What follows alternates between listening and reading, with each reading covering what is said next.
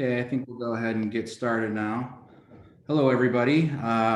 Good afternoon, and welcome to the Puget Sound CFMA's October Education event. My name is Jim Weber, and I'm the controller at Axiom Construction, way up here in Linden, Washington. Very windy Linden, Washington. So if I hear sound like I'm inside of a locomotive, that's kind of how I feel right now. So it's pretty brutal out there. Anyway, I also double as the president of the Puget Sound chapter of CFMA. So again, welcome. I'm really excited for today's event, which is our tech panel titled Innovating with Intelligent Operation in Small and Medium-Sized Contractors, sponsored by BRIC. I'm eager to learn more from our panelists today as I recognize the critical role that business intelligence, BI, plays in the success of my company. I also want to be sure and give a shout out to our annual sponsor, Enterprise Fleet Management. Enterprise has been the Puget Sound CFMA's annual sponsor for 2 years now. Before I pass along the virtual mic for our presentation, a couple of housekeeping items. You may have noticed that you are muted for this presentation. The panelists are encouraging questions, but we request that you use the chat feature to pose your question, and they will monitor and answer when appropriate.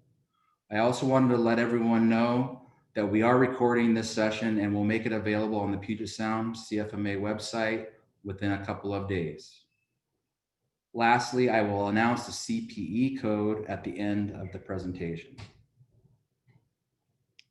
Now, it is my pleasure to introduce our sponsor for today's event, BRIC. Julian Gonzalez is the Chief Customer Officer for BRIC and will let us know a little bit about his company. Welcome, Julian. Thank you, Jim, and to the Puget Sound chapter CFMA for inviting us and enabling us to sponsor this important event. And to Christian, Amanda, and the Shoecart team for also inviting us to share the story of how you're implementing technology to improve your business. As far as BRIC, the founders and the leadership team of BRIC have a long history and a deep love of construction. We've come together on a mission to bring peace and harmony to construction. And we do that by empowering construction professionals with deep insights so that you and your teams can drive better outcomes. What we see happening in the world today in the industry of construction is that we have, as one of our clients mentioned, mountains of data at our disposal. And that data and tapping into the power of that data is really enabling construction companies like Shoecart to change the way that they manage construction. The BRIC platform is really it's an all-in-one platform that turns that data into better decisions. We have 3 products on the platform, BRIC Automate.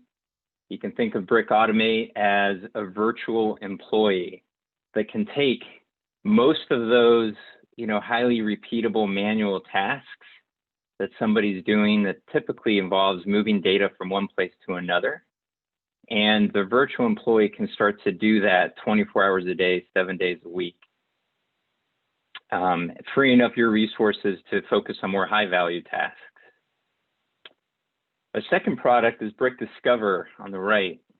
This product is basically like a search engine for your company so that you can access and get answers to the most pressing questions you have from all the data that's at your disposal.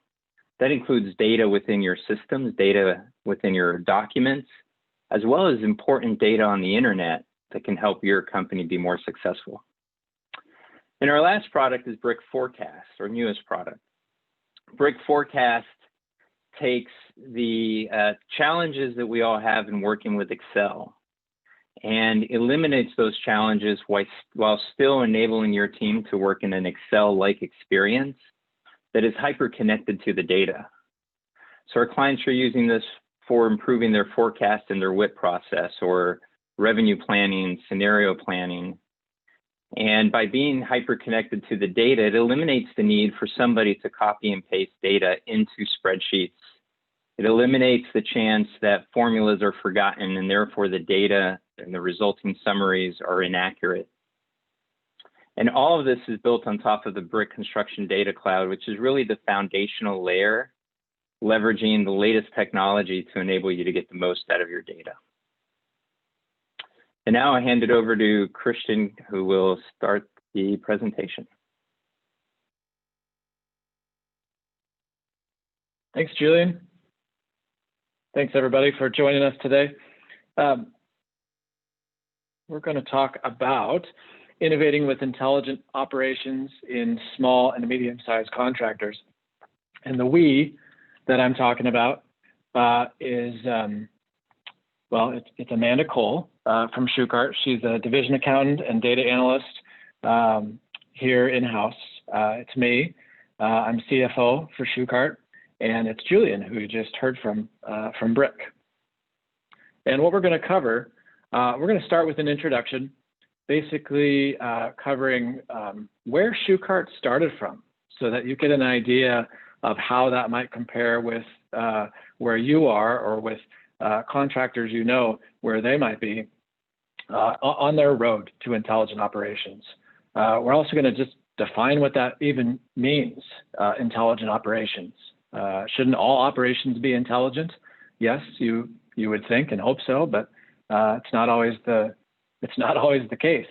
We're going to then dive into the body of the presentation, which we call developing tools for data gathering, tools for data integration, as well as data analytics and information transparency. And then finally, we'll have a conclusion where we can really wrap it all up and talk about how, a lot of the lessons that we learned and how you can really try to implement some of these items in your business and move forward. So really want to make it as, hopefully everybody can take away at least something from today's presentation that they can implement within their own organization. So let's first go into our background and why we're even here. You know, we think of ourselves a little bit like the Oakland Athletics in Moneyball. If you've read the book or watched the movie, you know, the Oakland Athletics baseball team in the early 2000s were going up against the large, big budgets of the New York Yankees, right? Yet the Oakland A's were competitive every year with this very low budget team. And so what Moneyball was trying to answer is, well, how did they do that? You know, where were they getting some of their advantages from? And really it came down to, you know, Billy Beane and his team were diving in and looking at baseball like nobody had ever looked at the game before. And so we're not comparing ourselves to a Major League Baseball team, and I can't even try to put myself on the same level as Billy Beane, but we do think of ourselves as from that same perspective of, you know, we've got limited resources that we're able to dedicate to this effort. We don't have anybody who's able to do this on a full-time basis. We're not able to commit significant investments to this yet. We also don't have in-house experts on data analytics. Both Amanda and I are CPAs by trade, and we're just not nationally known as an industry thought leader in data analytics. You know, Amanda and I have both been to presentations where we have heard from very reputable contractors who have big teams, and they look at this and for their company, data analytics, and they see how can we try to improve. And we thought, you know what, how can we do that for ourselves? How can we do that as a small to medium-sized contractor and still make some great gains, but with limited resources? And so that's basically the gist of what we're sharing today is hopefully you can take away things, you know, again, that you're able to do on a limited, you know, maybe it's a shoestring budget, and really have great takeaways from that. So where did we start?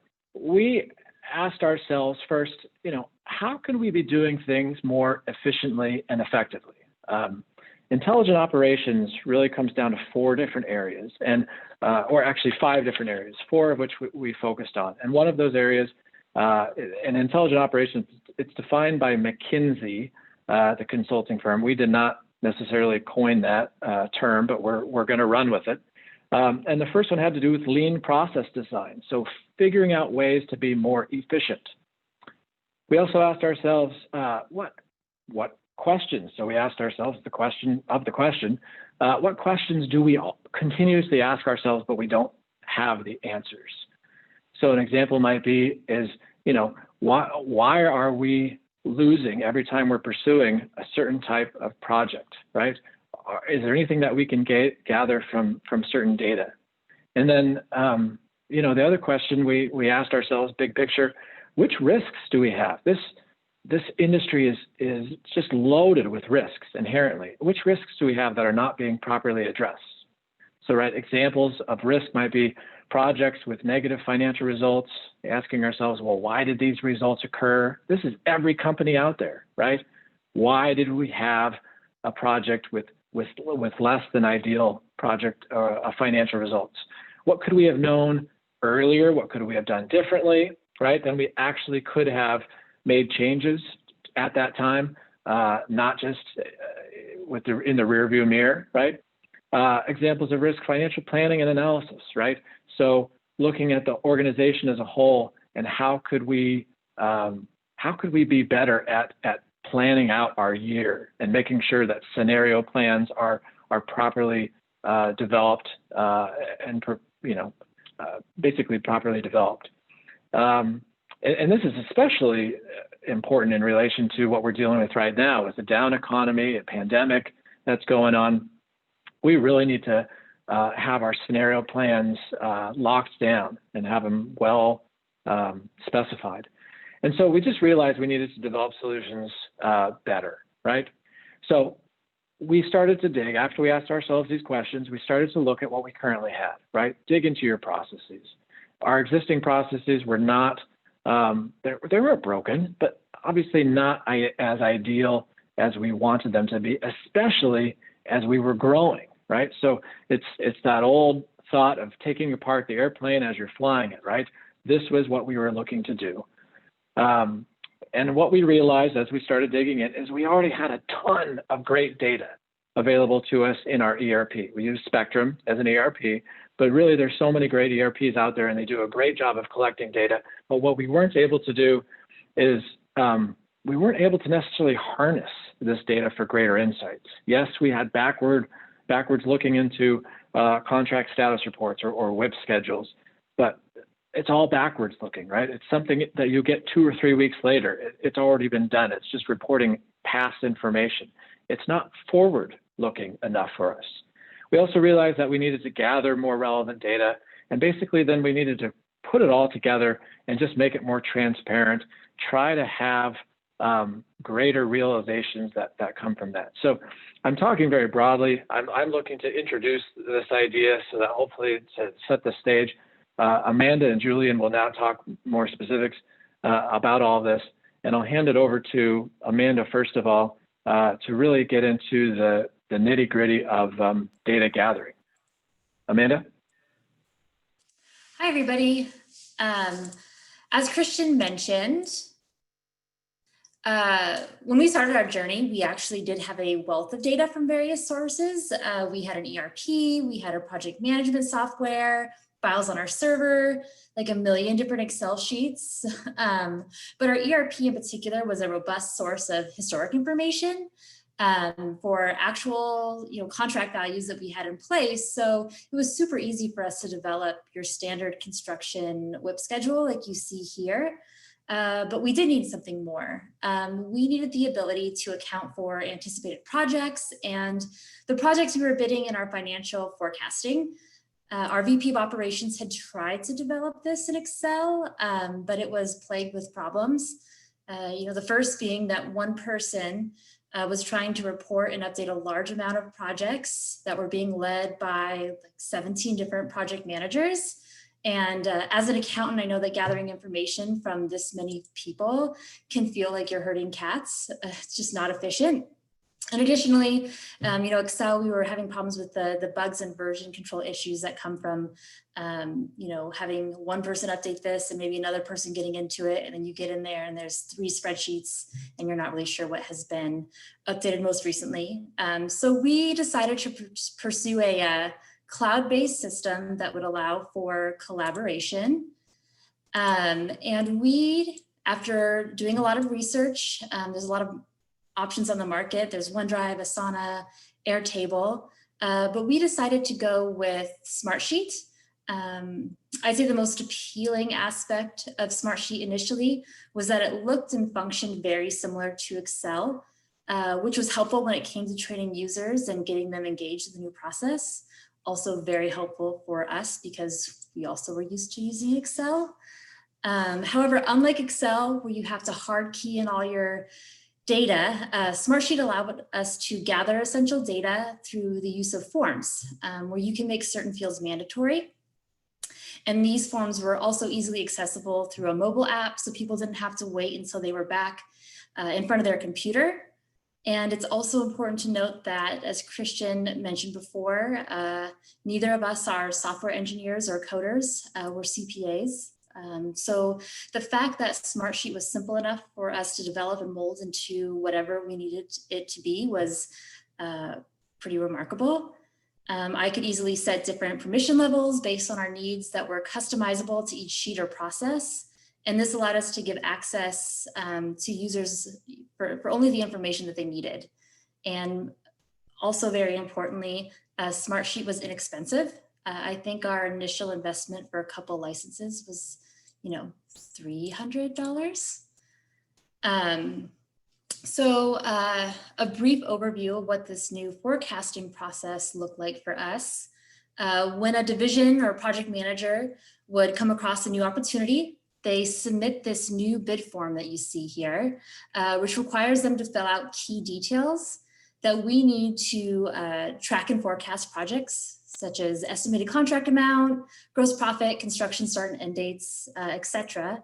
And when they hit submit, this info is fed directly into what we call our master ERR, which you can see here. And now we have a wealth of data across all divisions. You see here, 12 columns, but we actually have many, many more than that. We have columns tracking opportunities by client or architect, columns that allow us to handicap projects based on historic or subjective probabilities. We have columns tracking how much revenue we can expect to earn for each financial period, and many more based on just the questions that we were trying to answer. And these columns are easy to add and update. And from that master ERR, we could then create custom reports with the information we needed our project managers to view and keep updated. The especially powerful thing about this is that once we were able to achieve this high level of visibility across the company, people really became invested in ensuring that this information was correct. We went from having one executive updating information for the entire company monthly to 17 project managers who are updating projects with accurate data at least weekly, but we definitely have some PMs that make updates, daily. And the end result of this is that we were finally able to gain insights with advanced analytics. This is a snapshot of a dashboard developed by Christian pretty quickly to answer some of the questions that our marketing team had. And we were able to develop many dashboards, really any amount that we wanted to meet the needs across the entire company. Julian's the data analytics expert, so he'll touch on more on that later. But an important thing to note is the job of a data analyst is never complete. And as incredible as this was, what we had here was a really, really awesome, highly efficient new data silo. So our next big task was to begin integrating some of these silos.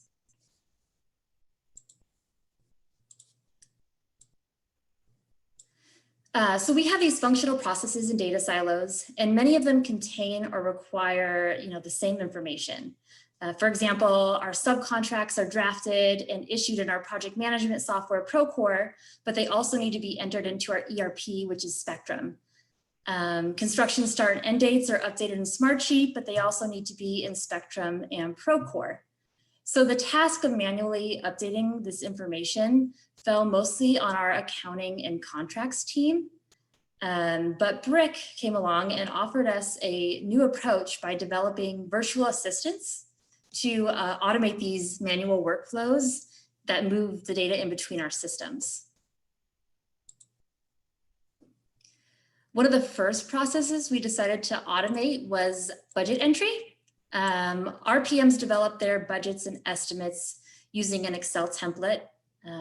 It's great for that. Excel is awesome in some ways. And in the past, when a job was won, the project accountant would receive the budget, manually enter it into Spectrum so costs could be processed, and then manually enter it into Procore so subcontracts could be issued to the correct phase codes.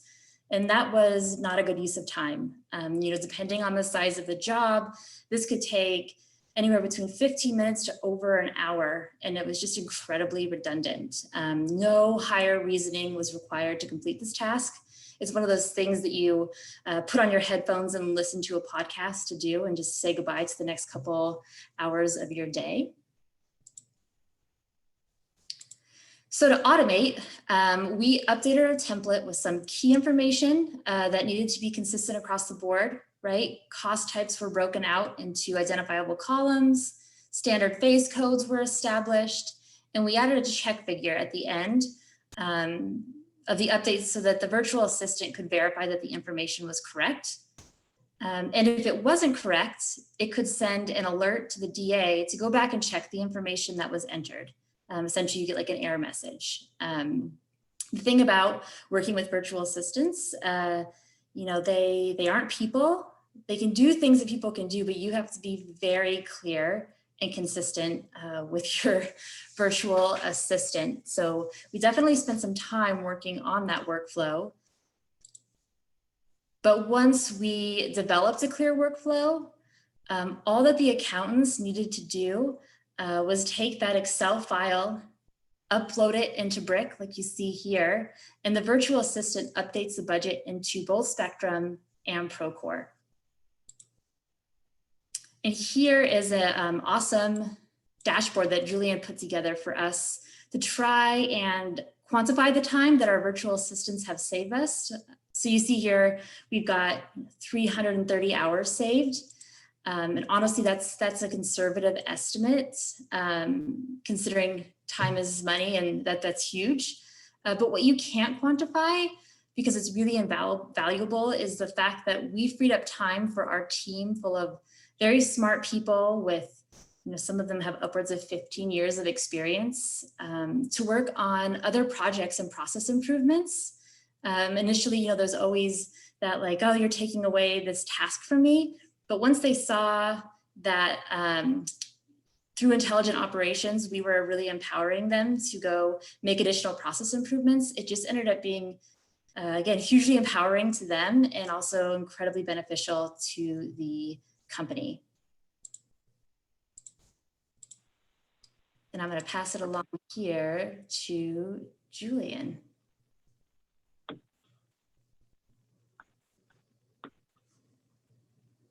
All right, thank you, Amanda. Turn my video on so you can see me.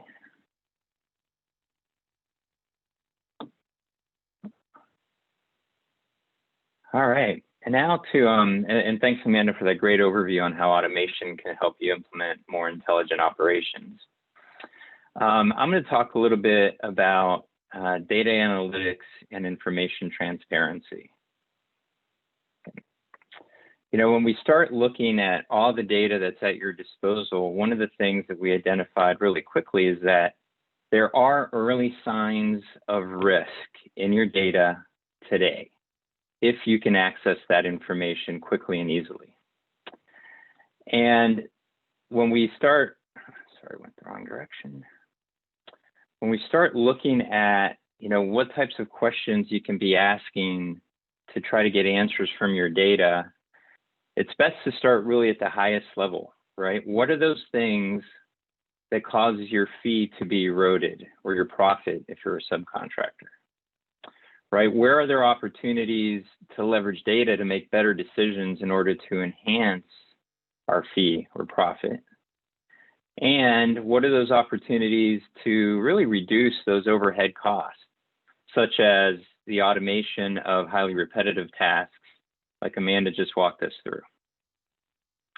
And when you start to categorize, and look at your business in this regards, the next step down is, okay, what are the questions that we wish we had insights into in near real time that could help us reduce that fee erosion, or that can help us make those better decisions to improve our fee? And one way to think about it is looking at your projects. What type of information do you want to know about your projects? And what kind of information do you want to know about your company? And so these are really some kind of broad categories, right? And they're below each of these, there's more specific questions that can be asked. So for example, well, I'll show you some actual examples of the work that we do. When you're pulling in data from multiple sources, it could be your project management system, your accounting system, other technology you might be using. That data can all come together to give you insights, such as analyzing contingency versus fee versus allowance across your company, and being able to filter down for specific projects. One of our earliest clients, she's a CFO, and she started asking us, she said, if I could get insights to the budget data at the cost code level from Procore, and I don't want to see it all. What I want to see is, what are those cost codes that are billed 20% further ahead of estimated project completion? Because if I can see that, and only that information, that lets me identify if we're already at risk of going over budget, and if I can take some actions to mitigate earlier than ever. And so this chart that you see here, the analysis is of an entire portfolio of projects and all the cost codes, but you only see the cost codes and the projects that meet that criteria. So instead of looking at a report or a dashboard that analyzes every project, think about what is the context that you're looking for and how to remove the rest of the noise, right? What's the information that you want to take action on? Another common dashboard, again, just coming out of looking at financial data and having this data updated on a nightly basis, is across my portfolio of projects, what projects and what cost codes have zero budget, but have cost allocated. Now, it could be a simple mistake that a project manager allocated cost to the wrong cost code and they need to go in and fix it. Or it could mean that there was some cost incurred from an approval on the field to move forward with a change order that hasn't yet been approved. And now you have some exposure where if these change orders aren't approved or fully approved, you've already incurred cost due to keeping the project moving on time. Another example would be looking at at-risk projects.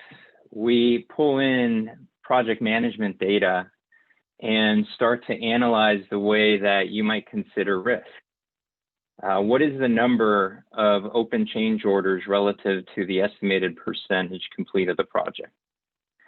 How much, what is the number of unbought scope, right? What is the contingency used compared to percent complete of the project? How much unpaid account receivables are there as a percentage of the contract? And by analyzing all that data, we can end up putting together a risk score and create a dashboard that real quickly shows you in the way that you consider risk, which projects are at the highest level of risk, so you can start to work with those project teams to mitigate that sooner rather than later. Just a couple more examples. We do a lot of project dashboards as well. We see clients that are working on project dashboards. And again, in an effort to remove the noise, here's a report of looking at what are those cost codes where we're going to end up losing money based on the projections that are coming from the project managers. I don't want to see all the hundreds of cost codes related to the project. I just want to know which are the ones that we're in trouble with, so that I can go, again, see how we can mitigate this risk that's incurring here. And lastly, as I mentioned earlier, like the data at your disposal is not only the data that you create with your systems and from your teams, it's also data that's available on the internet. One example of that is OSHA, right? Anybody can go to OSHA's website and see information as to what types of incidents have been reported to OSHA by company. But for a person to do that and be able to effectively go through all that information and make it useful would just take an incredible amount of time. And so look for a solution that can pull all that data into your analytics platform and be able to quickly give you reports that you can use for understanding and pre-qualifying subcontractors. You know, what are the accidents or, you know, different levels of challenges that they've had as reported to OSHA, and be able to use real-time quantifiable data to support the decisions you make in terms of who you work with.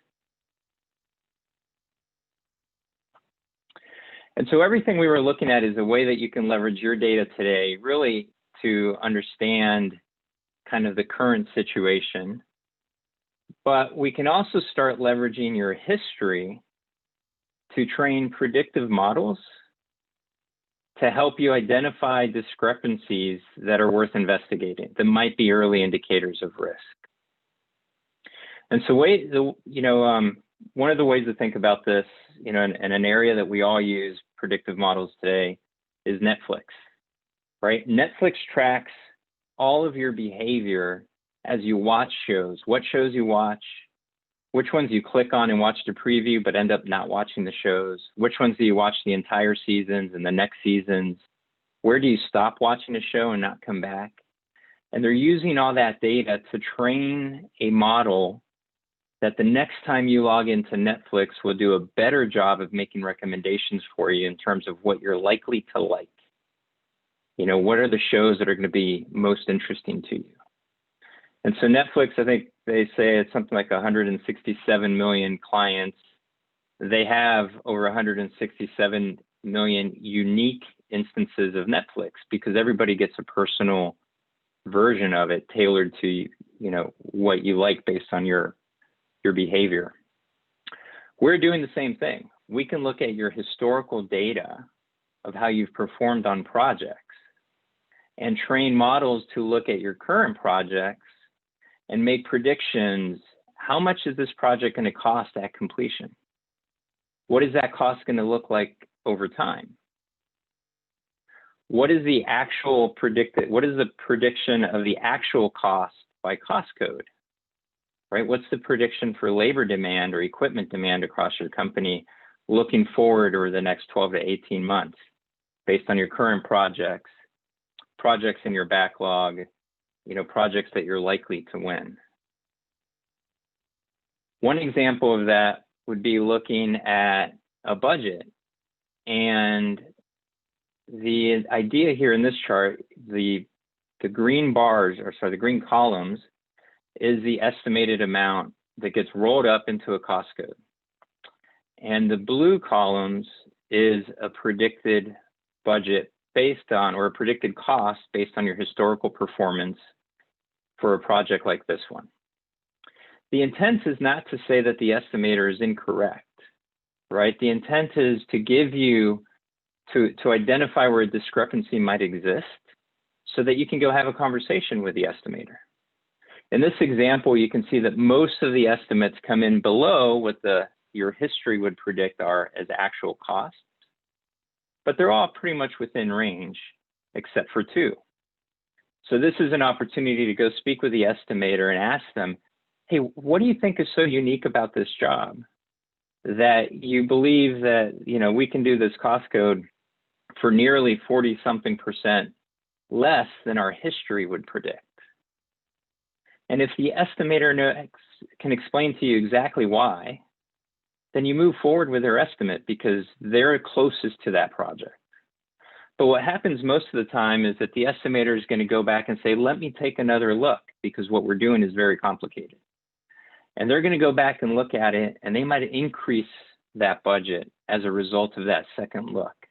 And by doing that, you've mitigated risk at one of the earliest stages where those goalposts are really set, that everything's measured against on the project moving forward. So I hope that gives you a little bit of insights into how to think about your data, both in helping you look and identify early indicators of risk, but also leveraging your history to help you gain insights into the way your current projects and future projects are likely to perform. With that, I'll hand it back over to Christian.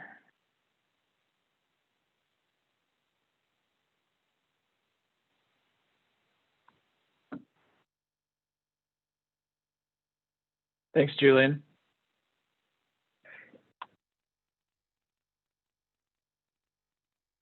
So, as you've seen, right, and as you've heard today, there were certain areas that we felt like we could take on this journey ourselves, right, into intelligent operations. We did this through Smartsheet tools, through use of Excel in some ways. We didn't profile that too much today, and we made some progress, some very good progress in those ways. But then there were other things for us to really realize the potential of what's out there. That's where we needed to partner with BRIC to really kind of move further along than what we could do internally. I want to cover a few lessons learned from all of this, and hopefully this is something which then you guys can take forward. First of all, backing up, we started all of this about 3 years ago, and we've been building on it incrementally each year. And so, in other words, it's a very slow process. We actually had a comment internally from a higher up exec who said, this is after the first year, I don't think this is working so well. This is kind of a failure. And I actually really took that personally because yes, it wasn't maybe as far along as everybody wishes it could be, but it's a slow journey, right? And so year 2, year 3, that person turned the corner and said, oh, actually, I guess I just had to give it some time, right? You guys just need to build on it. So just understand it's a slow process. We learned that lesson as we went along, that it was slow.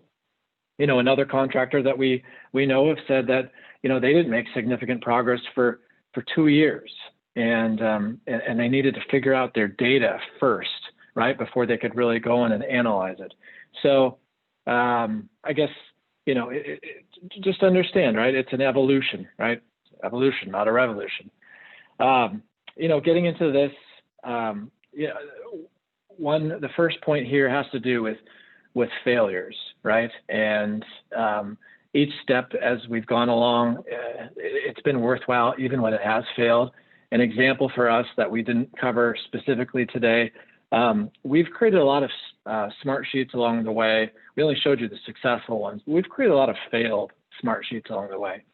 And even though the end product wasn't exactly what we were hoping it would be, what it's done is it's allowed us to refine our smart sheet skills. And so, about 6 months ago, after the Washington state government shutdown of operations, and they said, okay, if you want to get back to work, both on your job site and in your office, you need to understand, who's there. You need to make sure that you've got a safe site. We looked at each other and said, okay, we need people to be able to demonstrate that they're symptom-free, that their temperature is appropriate, and we need that documented somewhere. Well, if we didn't have these failed smart sheets and this ability that we've learned along the way to develop smart sheets efficiently and put them together well, we would not have been able to put together a COVID screening database and form very quickly, which allowed us to get back on site about as quickly as one could expect. So again, just know that any kind of failure you have is actually, it's a success in a weird, convoluted way. Another thing that we've learned along the way is that we continue to ask ourselves, what's next, right? When we accomplish something, we're not done with that. We want to know, okay, how can we be making that better? Or how can we allow somebody else internally to be continuously picking that apart to improve it, so that we can make sure that there's value. And that's the third bullet point here, which is continuously requesting feedback, so that we can make sure that we just are adding more and more and more.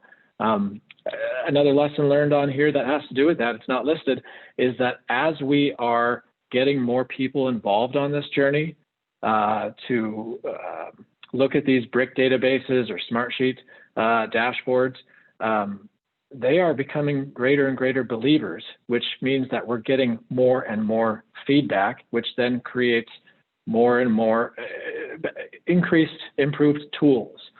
And, you know, it's so cool to see how people are actually coming to us and saying, hey, can I have this? Hey, I'd love to get this out of the data, or can we be tracking that? It's actually a little bit exhausting because, again, these aren't our day jobs, but it shows that it's working. And so then it goes into the last point here.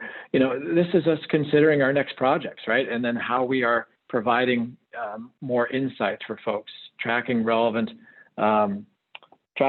data, developing those efficiencies.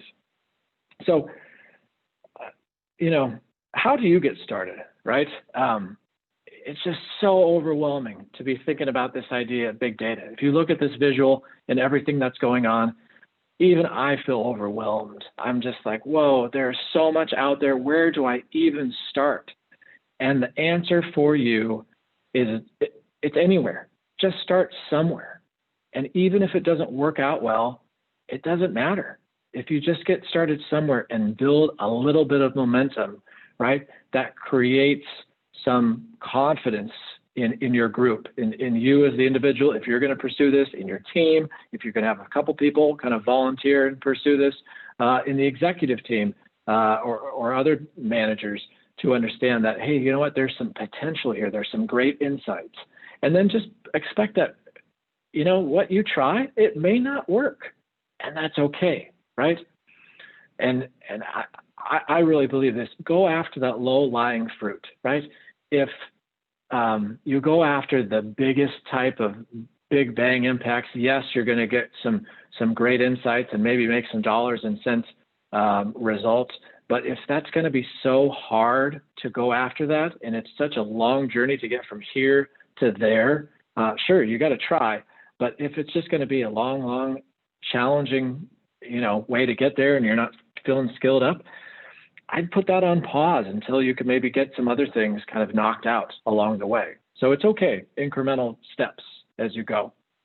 And related to all that, you know, exploring and acting, right? So, you know, really kind of dive in and see where your curiosity takes you. You know, for us, Smartsheet was the relevant platform. Maybe it starts with just checking to see if you need to gather new data. Maybe it's not Smartsheet for you. Maybe it's one of those other solutions that we've talked about.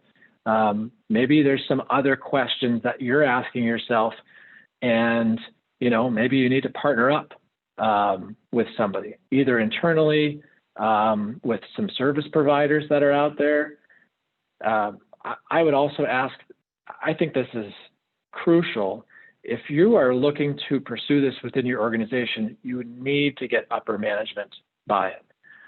If you're not able to do this, then you may not get the dollars or the hours, other resources that you need for certain tools and add-ons. So I think it's critical that as you go and start exploring, you're making sure that you're keeping upper management in tune of what you're doing. And if you are upper management, then great, keep somebody else above you, if there is somebody, in tune. So in our case, it was the president and the CEO, making sure that they were aware of what we were refining and doing as we went along.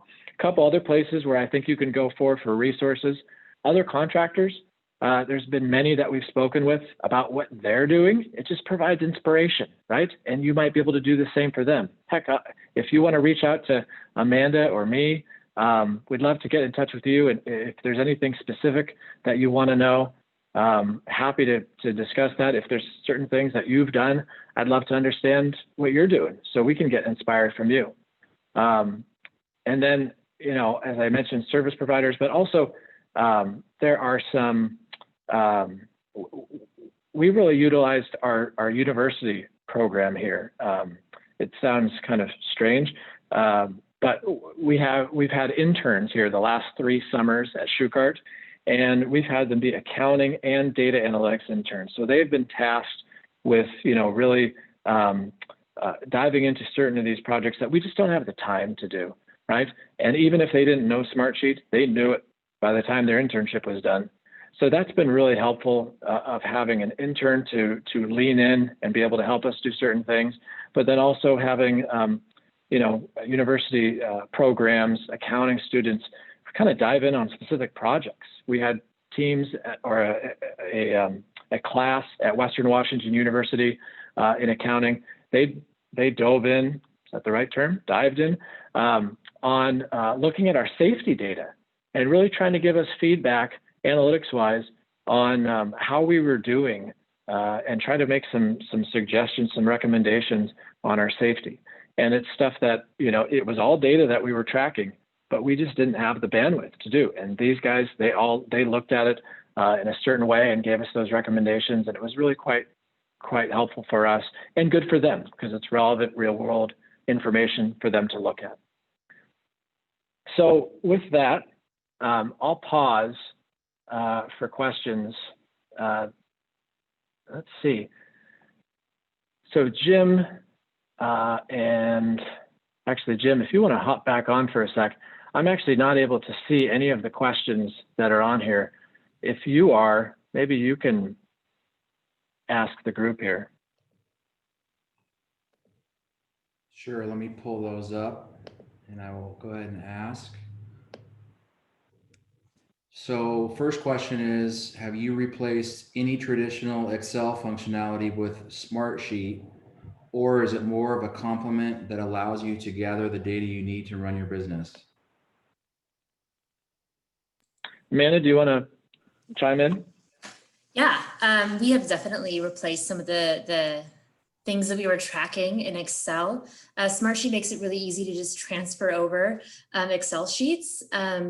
And while Smartsheet looks and you can do pretty much anything in Smartsheet that you can do in Excel, it's actually just like a lot more robust. It allows you to send alerts and notifications if something's past due. It allows you to just send an update information request out to anybody, and they can update the fields that you are asking them for. You know, so we've used it for a lot of things company-wide. Christian mentioned the COVID protocols that we set up, but there's also, you know, employee leave requests that we put in there. Our project managers are starting to use it for, you know, their hot list where they're trying to close out a project and complete all those punch list items. So it's really been a great tool. I mean, like I said, anything you can do in Excel, you can do in Smartsheet. I would say that we do leave like our estimate template in Excel just because that's, you know, like that's enormous, and it just functions a little bit better in Excel. All right, thank you. I'll give a couple other examples. Financial reporting, we've started to report out our financials to our division managers in Smartsheet so they can see how they're doing. We used to do this in Excel, but Smartsheet creates so much history. They can access it via the cloud anytime they want to. I can create dashboards with graphical interfaces based on that data, so it allows them to see it, you know, in a very high level way, but then also dive into the details. And now what we're incorporating as well is some forecasting. So having multiple Smartsheets, one that's for reporting, one that's for forecasting, and be able to basically create a mimicked version of adaptive insights of forecasts and actuals. It's been really quite helpful to have all these Smartsheet documents link up. Okay, next question from Sherry Breyer. She asks, in your example of the bot updating budgets, did the bot also set up the project phases in Spectrum/Procore, or is setup still a manual task? Yeah, that process is now completely automated.